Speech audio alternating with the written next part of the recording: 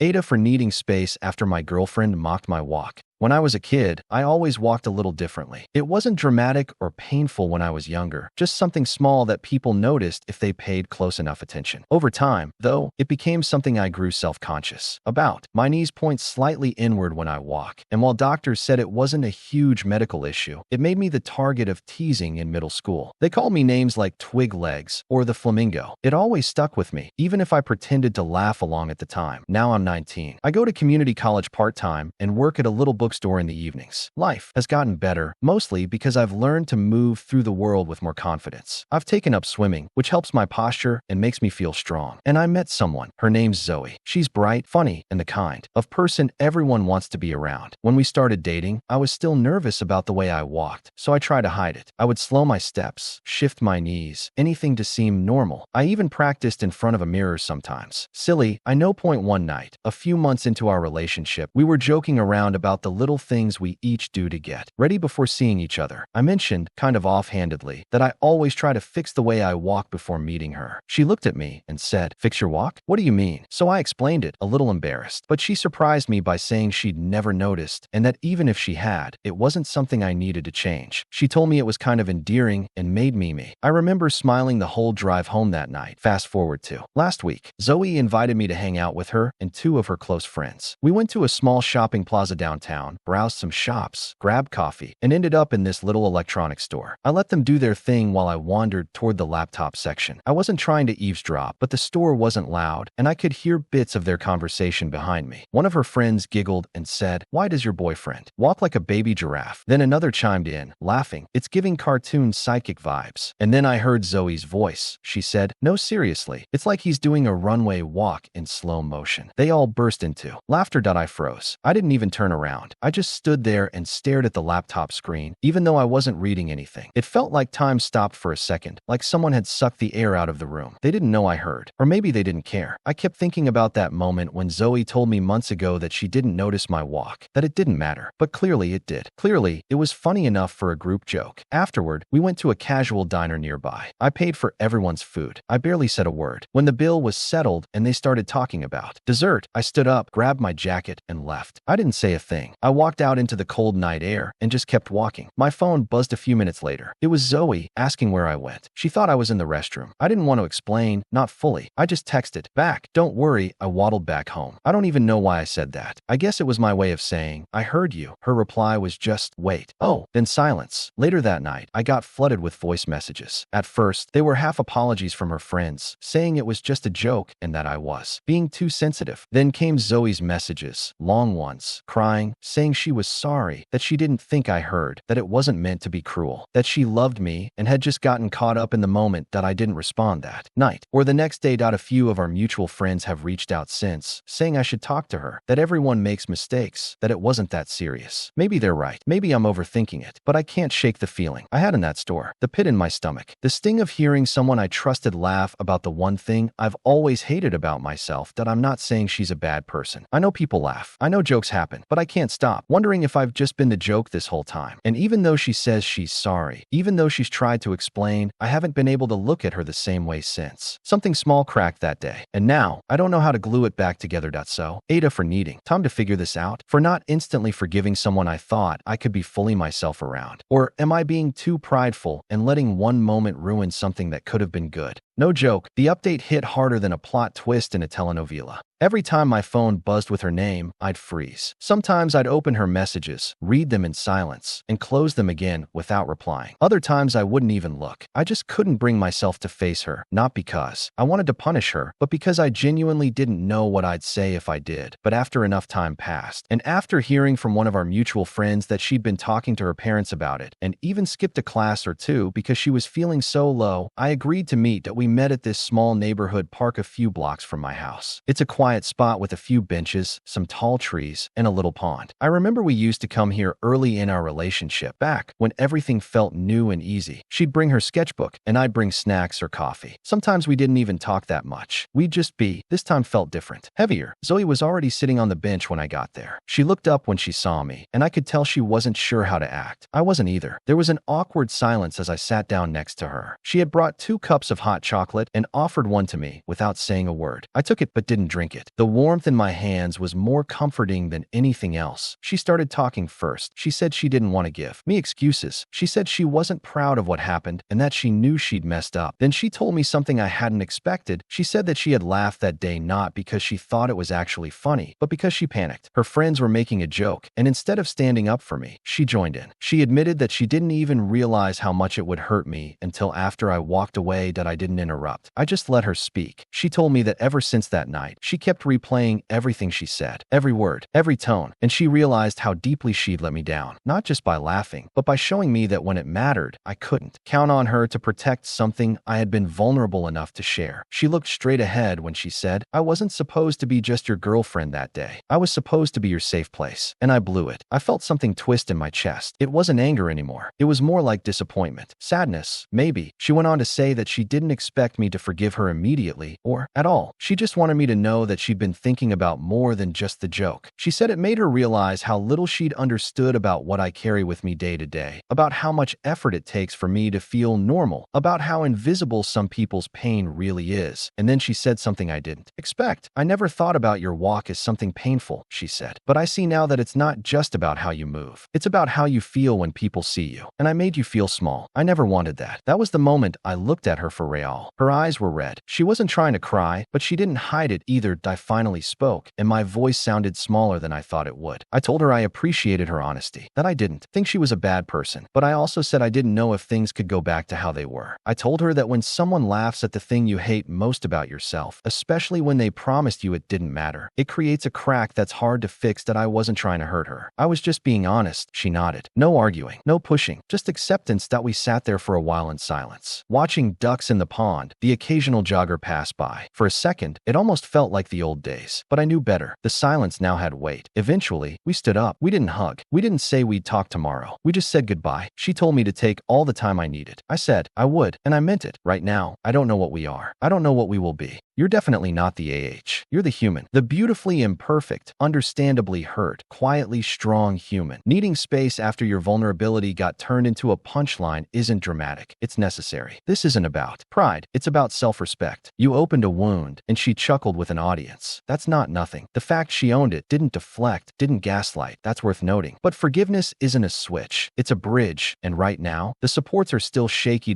Here's my take. You're not ruining a good thing. You're reevaluating whether it was a good thing when tested. That's wisdom, not overreaction. And for what it's worth, baby giraffe or not, you walked away with dignity. That's something no joke can take from you. Just wait. What goes down in the next story is straight up chaos. Story 2.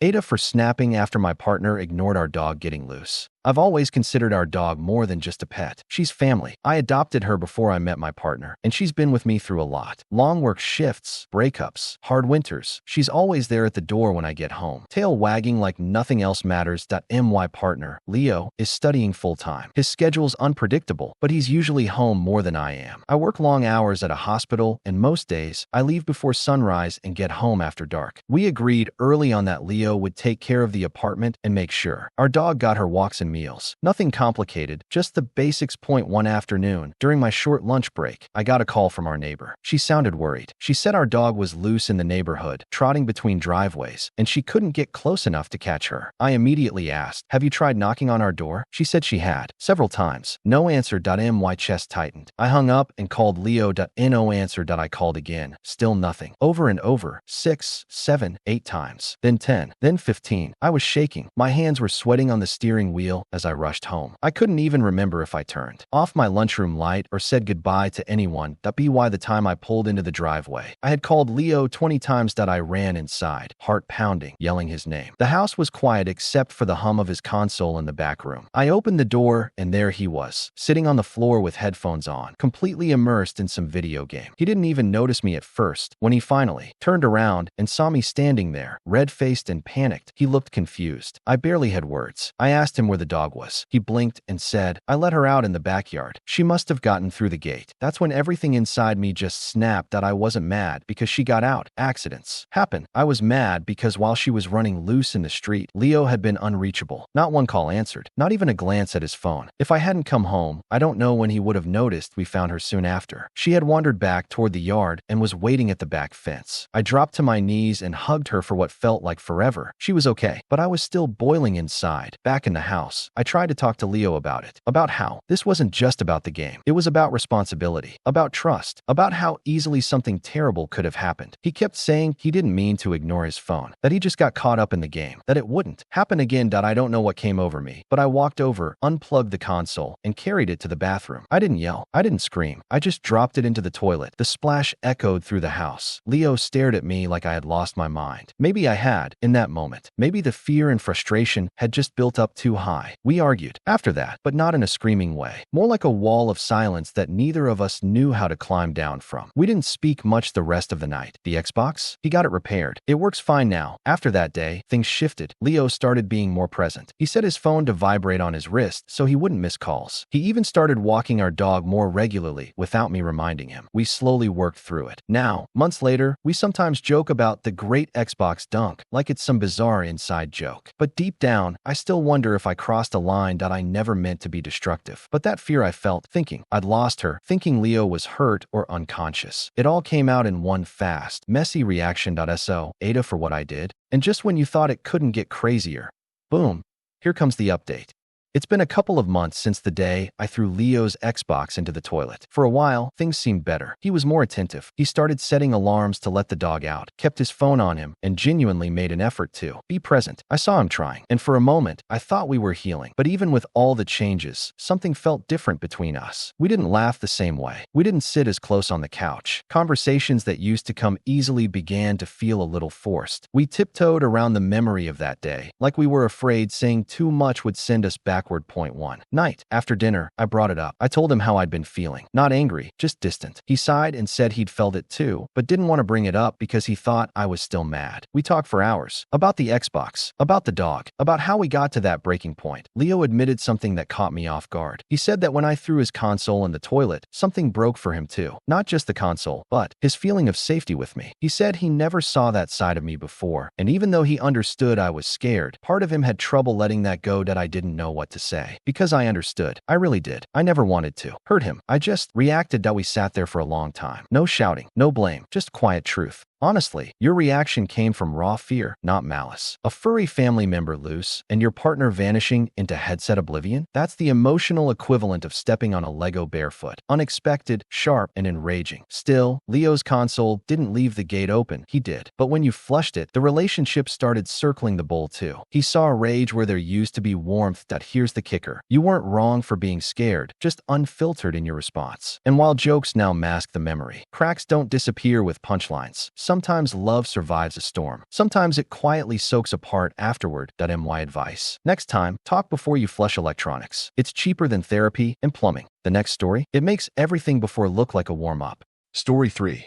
AITA for keeping the money my ex refused after our breakup. I was with Daniel for just over 4 years. For most of that time, we lived together in a small rented apartment on the edge of the city. It wasn't fancy, just 2 rooms and a view of the street, but it was home. We shared everything: bills, chores, dreams. One of those dreams was saving up for our own place. Every month, we each put a set amount into a shared account, slowly building toward what we thought would be a future together. For a while, things were steady. We had our usual ups and downs, but I trusted him. I thought we were growing in the same direction. That changed last spring. That I found out Daniel had been unfaithful. Not a one-time mistake or a moment of weakness. It had been going on for months. I only found out because a friend accidentally mentioned a name I didn't recognize. When I asked questions, the truth came out slowly, painfully. I felt numb. When I confronted Daniel, he didn't deny it. In fact, he seemed more angry than apologetic. He told me I was being dramatic, that relationships aren't always perfect, that people make mistakes, but I couldn't stay with someone who lied to me for so long. long. I asked him to leave. He packed a few bags and walked out. That was it. No long goodbye. No real closure. At first, I didn't know what to do with the shared savings. It felt wrong to just keep it, so I transferred his portion back to him. I even sent a short message explaining why. I told him I didn't want anything that wasn't mine. But a few days later, he sent the money back. No explanation, just a note that said, "I don't want anything from you." I stared at that message for a long time. Part of me wanted to respond, to ask if he was sure, to remind him that this money was his too. But I didn't. I figured if he changed his mind, he'd reach out. He never did. Months passed. I cleaned out the apartment. He never came to pick up the rest of his things, even though I messaged a few times asking what he wanted me to do with them. Eventually, I stopped asking. After half a year, I sold what was left, a desk, a few old electronics, a bike. It wasn't much, but I didn't want the reminders around anymore. Life moved forward. I worked hard. I saved carefully. I kept the routine we used to share, only now I was doing it alone. And 2 months ago, I finally bought my own apartment. It's small but warm, and every corner feels like mine. Not long after that, Daniel showed up again. Not in person at first, just messages. He had found out that I bought a place. Then he somehow learned that I had started seeing someone new, a person I'd known before I met him. That set him off. He sent message after message, first judging me for moving on, then accusing me of stealing his money to buy the apartment. That I reminded him that I had sent the money back, that he refused it, that he never once contacted me to ask for it again, that he didn't respond for a while. Then he said I should have waited, that I should have known he didn't mean it, that I had no right to use anything that ever belonged to him, that I didn't reply after that I keep thinking about whether I should have done things differently. Maybe I should have reached out again after some time, just to check. Maybe I should have waited longer before assuming he didn't want it. But at some point, I had to stop holding on to the past. It's been over a year. I've built something for myself. I didn't plan for things to turn out this way. I didn't ask to be betrayed. I simply made the best decisions I could with the silence I was given. Now he's calling me selfish. So, AITA for keeping the money when he sent it back without a word. Brace yourself, because the update took a turn nobody saw coming.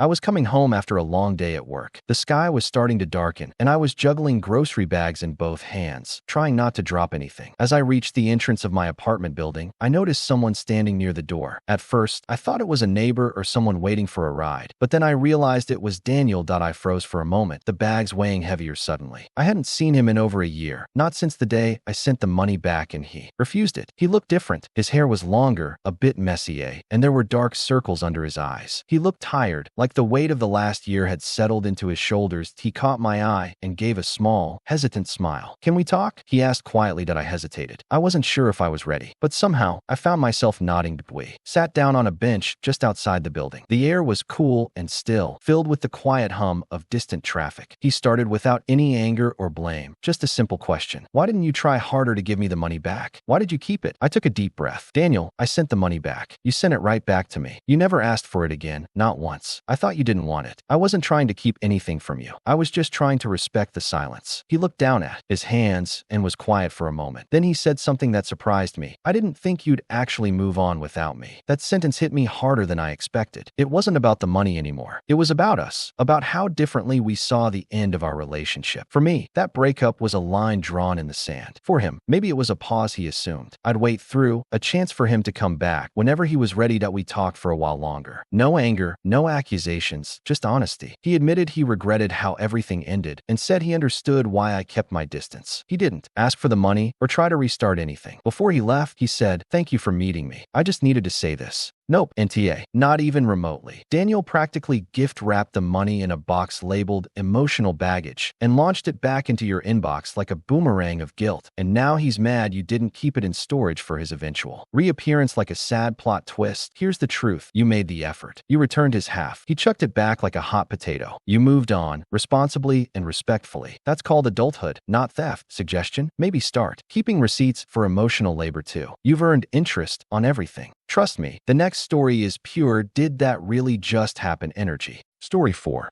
AITA for refusing to pay after my dog scared the neighbor's kid. When I was 15, something happened in our neighborhood that left a lasting mark on my family. My granddad, who had recently moved in with us after retiring, used to go on quiet walks every evening. He'd stroll slowly through the neighborhood with his walking stick, just enjoying the breeze and saying hello to neighbors. It was something he looked forward to. One day, he passed by a house where the neighbor, Rachel, had 2 large dogs. For some reason, she let them out without leashes just as my granddad was walking by. They ran out and jumped on him. Didn't bite, but they were big and excited, and they knocked him to the ground. My mom and I heard him yell and rushed out. He was crying, unable to stand, and we had to take him straight to the hospital. Turned out he'd fractured his hip badly. The recovery was long and painful. He needed surgery, weeks of physical therapy, and even after all that, he never quite walked the same. Rachel never apologized or offered to help with the hospital costs. She said it wasn't her fault because her dogs were just playing. Fast forward 3 years. I'm 18 now, and I have a dog of my own named Benji. He's a rescue, small, but high-strung, loud, jumpy, and very nervous around other dogs. We've worked on his behavior, but I always try to avoid putting him in situations that make him anxious. I take him for long walks during quiet hours, and I never let him off leash. One afternoon, I was walking Benji around the block, and I saw Rachel with her little daughter and 2 dogs. I immediately turned to take another route since Benji was already getting tense. Rachel called out cheerfully, "Oh, it's fine. My dogs love meeting others." I smiled and replied, "Benji's not very friendly with other dogs, so I'm going to head the other way. Have a good one." I popped my headphones in and crossed to the other side of the street, but Rachel followed. She kept calling out, insisting it was okay for the dogs to meet. Benji was starting to bark and pull on the leash, so I kept moving away. That's when I saw her bend down and unclip her dog's leashes. They immediately sprinted toward us. Benji completely lost it, barking, growling, jumping. I was struggling to control him. Suddenly, Rachel's daughter ran after the dogs and tried to reach in between them. I shouted, "Please don't come closer. My dog is nervous." Rachel just waved it off and said, "It's okay. She loves dogs." Benji snapped. He didn't bite. He barked loudly and lunged, but I was holding him back. Her daughter stopped, startled, but she didn't fall. There was at least a couple of feet between them. I quickly picked Benji up, apologized to the little girl, and walked away. The next day, Rachel knocked on our door. She looked angry. She said her daughter had fallen back and broken her arm because Benji snapped at her. I was shocked. I told her what I saw, that her daughter never fell. Rachel insisted that I owed her $2,500 for the emergency room visit and the cast. She even showed me a photo of a kid with a cast on her arm. But the girl in the picture had bright pink acrylic nails, and it clearly wasn't her daughter. I didn't want to argue, but I wasn't going to be scammed either. I calmly told her I'd be willing to pay half, $250, just to avoid further conflict. She refused and walked away. When I told my mom what happened, she said I had done everything right. My dad, however, thought maybe I should have paid, just in case the girl had really fallen and I hadn't seen it. Some of my friends are split. Some say it wasn't my fault at all. Others say I should have taken more responsibility since my dog was involved. Now I'm second-guessing myself. I tried to avoid the situation. I warned Rachel. I kept my dog on leash. I even offered to cover half the cost, even though I'm not convinced anything happened at all. But part of me still wonders if I should have just paid to make peace. AITA.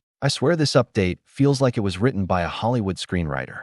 After that conversation, things in the neighborhood got tense. Rachel started giving me dirty looks every time we crossed paths. She even posted on the neighborhood Facebook group, vaguely warning everyone about irresponsible pet owners, putting children in danger. She didn't use my name, but everyone could tell it was about me. Then, something unexpected happened. One of the other neighbors, Mrs. Lynn, who lives 2 houses down from Rachel, reached out to me privately. She said she had seen what really happened that day. Apparently, she had been watering her front garden when Rachel's dogs ran off-leash toward Benji. She said she watched Rachel's daughter run after them, but the girl never fell, never cried, and definitely wasn't injured. She told me she didn't want to cause drama, but if it came down to it, she'd be willing to back me up. I thanked her and honestly felt a wave of relief. It felt good to know I wasn't just remembering it wrong. Later that week, Rachel showed up again, this time calmer. She said she was willing to let things go if I would just cover part of the cost. I asked if she could provide any medical documentation. She got defensive and said I was calling her a liar. I told her that if her daughter had been genuinely injured, I would absolutely take responsibility, but I wasn't going to hand over money based on a photo that clearly wasn't. Even her daughter, she left angry again, muttering about lawyers. I haven't heard from her since. Update 2. 1 month later, things have quieted down now, but not without some fallout. A few other neighbors started speaking up. Apparently, this isn't the first time Rachel's dogs caused problems. One neighbor said Rachel's dog jumped on her elderly aunt last year. Another said Rachel once asked them for money after claiming their son damaged her fence, even though he hadn't even been near her yard. Eventually, Rachel's reputation in the neighborhood took a hit. People stopped engaging with her posts online. A few even began walking on the opposite side of the street when passing her house. Just like I had done that day. As for me and Benji, we've been doing okay. I still walk him daily, though I now avoid the times Rachel usually walks her dogs. Mrs. Lynn and I talk more now, and she even invited me to join a small local dog group she's part of. It's made me feel a lot less alone in this sadness that I'm glad I stood my ground. I did what I could to be responsible, from keeping Benji on a leash to trying to de-escalate the situation. I didn't want conflict, but after everything, I know I wasn't in the wrong.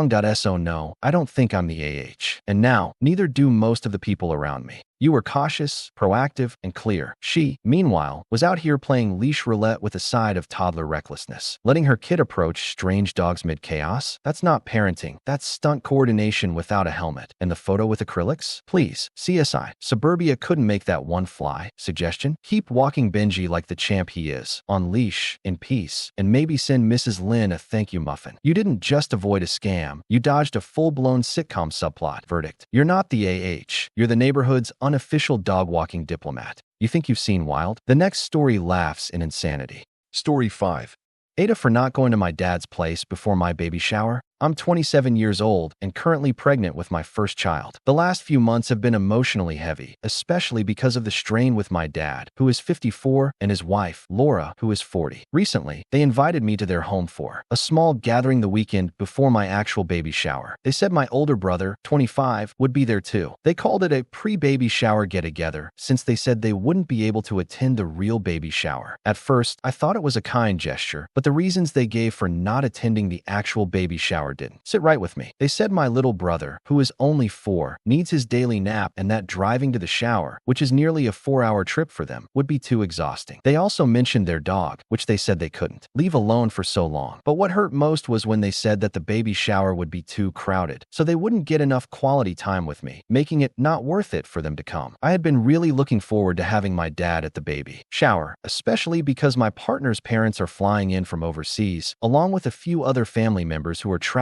from far away. I planned the baby shower date carefully so that everyone important to me could be there. I wanted this to be a moment for my family and my partner's family to come together and celebrate this big milestone. Originally, the baby shower was also planned to fit around my older brother's visit to my dad's place. But unfortunately, he now has to cut his trip short because of a medical issue and won't be able to stay the full time. The thought of going to my dad and Laura's house for a pre-shower get-together means that I'd have to take time off work, which is difficult because I already have to miss a lot of days for medical appointments related to my pregnancy. My partner can't make the trip with me either, so I would be going alone. What makes it harder to accept is that my dad has previously flown across the country for my brother's professional licensing ceremony, which was a very long trip. He has also flown in caretakers to watch my younger brother when the family traveled before, so their excuses about the drive and the dog didn't feel genuine to me. When I tried to explain how I felt to my dad and Laura, the conversation didn't go well. They told me I was being unreasonable and made me feel like my emotions were overblown. They were upset that I cried on the phone, probably because I'm heavily pregnant and the hormones are strong, and said they didn't understand why I didn't want to go to their house instead of the baby shower. But my real hope was that they would want to come to the baby shower and meet my partner's family. My brother supports me in this. He says I'm right to want my dad there at the baby shower and that he doesn't mind if I don't visit while he's at my dad's place. My grandparents, who live about 2.5 hours away from the shower location, have confirmed they're coming, which means a lot to me. My dad is about to go on a trip soon where he won't have any cell phone service. He said he wants to use that time to think things over, so maybe that will help. Many of my friends and family members have told me that my dad and Laura are in the wrong here, and that I should not feel bad about wanting to spend this important day with them present. But a part of me wonders if I'm being too stubborn. Maybe I should just suck it up and go see them for the pre-baby shower to keep the peace. However, I also worry that if I do go, this pattern will continue throughout my child's life. I'm afraid that my dad and Laura will always put conditions on their involvement and make excuses not to be fully present during important family moments. I'm torn between wanting to preserve my relationship with my dad and standing up for what feels right to me in this pregnancy. So, am I the asshole for choosing not to go to my dad's for the pre-baby shower gathering?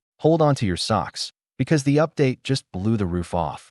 He admitted that maybe he and Laura hadn't fully understood the significance of the event or how much it meant for me to have family around. He explained that juggling Laura's schedule, my little brother's nap time, and their dog had made them feel overwhelmed. He said they felt torn between wanting to be there for me and managing the practical difficulties of making such a long trip. But then he paused and said he realized they might have used those reasons as excuses instead of just telling me how. They really felt that I told him honestly how much it hurt me to feel like they didn't want to share this milestone with me. me. I talked about feeling like an outsider in my own family and how I wanted my dad to be there not just physically, but emotionally, too. There were tears on both ends of the call. He apologized for making me feel that way and said it was never his intention to hurt me. He was clear that he wanted to try to come to the baby shower, but also said he couldn't make any promises because of the logistics and my little brother's needs. I told him I understood and appreciated his honesty. I said what mattered most was that he wanted to be involved and that I loved him. You're absolutely not the just a mom-to-be navigating emotional booby traps while growing a whole human. Here's the deal. Your dad prioritized a nap schedule and a terrier over showing up for one of the most important days of your life. That's not parenting. That's RSVPing to regret. Skipping their side event wasn't petty. It was self-respect. You needed presence, not a consolation brunch. And if you'd gone, it would have taught them that guilt tripping works better than gas money. That heart-to-heart, a crack of sunlight, not a rainbow. Keep your boundaries. Cherish that flicker of reconnection, but don't light yourself on fire to keep others emotionally lukewarm. That you're growing life. They can grow effort. Next story drops like a bomb. Zero chill, maximum shock. Story 6. AITA for handling my friend's panic attack the way I was told, but now he's upset with me? I'm 20 years old, and I've had two close friends, Jake and Leo, since high school. We've been through a lot together, and I always tried to be there for them as best as I could. About a year ago, something happened that caught me off guard. Jake experienced his first panic attack. We were all just hanging out when suddenly he started shaking and gasping for air, looking really scared and unable to move properly. Leo and I didn't really know what to do at first, but we helped him lie down and called an ambulance right away. The paramedics came quickly and gave Jake oxygen. They were calm and explained that panic attacks are pretty common and usually not dangerous. One thing they told us really stuck. If Jake ever had another panic attack, we shouldn't react too much or make a big deal of it because sometimes overreacting can actually make the attack worse. They advised us to stay calm and not ask too many questions or show too much panic ourselves. After that first incident, a week later, Jake told me something that surprised me. He said that during his attack, I kept asking him if he was breathing okay, and that made him spiral even more. He said I handled the situation responsibly by calling the ambulance, but the way he said it felt like he was blaming me for not knowing how to help him better in that moment. I didn't take it too personally at the time, but I kept it in the back of my mind. Fast forward about a year to a few weeks ago. The three of us went to see a movie and then grabbed some food. Jake was unusually quiet the whole evening, and every time I tried to include him in the conversation, he just brushed me off. I figured he was in a bad mood or just tired, so I tried not to push too much and gave him some space. After about an hour, Jake suddenly took a deep breath and said, "I'm having a panic attack." I immediately told him to focus on his breathing and looked over at Leo, who reminded me about what the paramedics said, how it's better not to feed into it too much or react too strongly.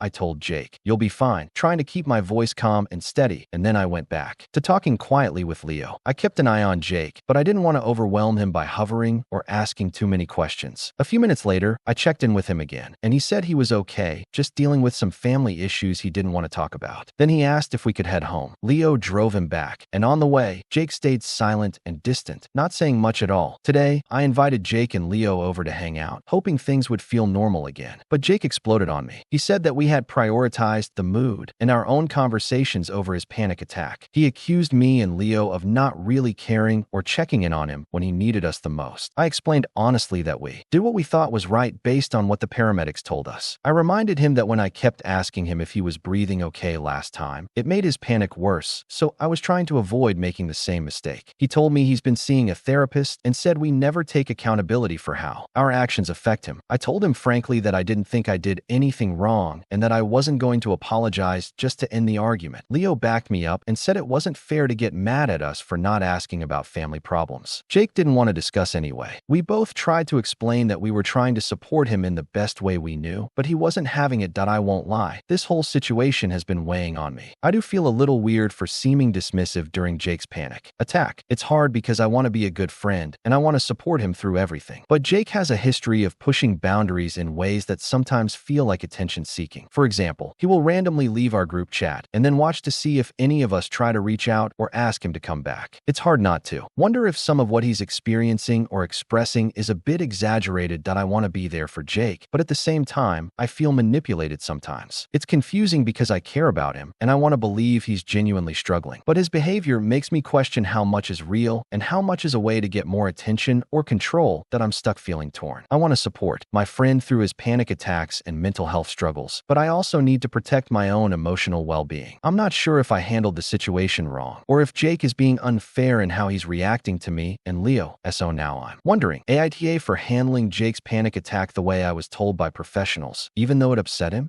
No joke, the update hit harder than a plot twist in a telenovela. Eventually, I decided to send Jake a message. I wrote carefully, trying to be as honest and kind as I could. I apologized if I had made him feel unsupported or alone during his panic attack. I explained again that my intention was never to dismiss his feelings or make him feel unimportant. I told him I was trying to follow what the paramedics had said about staying calm and not overreacting because I wanted to avoid making things worse for him, just like the first time. I also admitted that I realized maybe I hadn't fully understood how he wanted to be supported and that I was open to learning from him. Jake replied a day later. His message was thoughtful, but still carried a lot of pain. He said he appreciated my apology and acknowledged that I had good intentions. However, he explained that during a panic attack, sometimes what he needs most isn't calm reassurance or being left alone, but simply knowing someone is there with him and validating what he's feeling. He said feeling invisible or ignored in those moments made the panic worse for him. Even if logically he knew we were trying to help, he also shared that therapy had been helping him understand his panic attacks better. You're not the A, but you almost walked into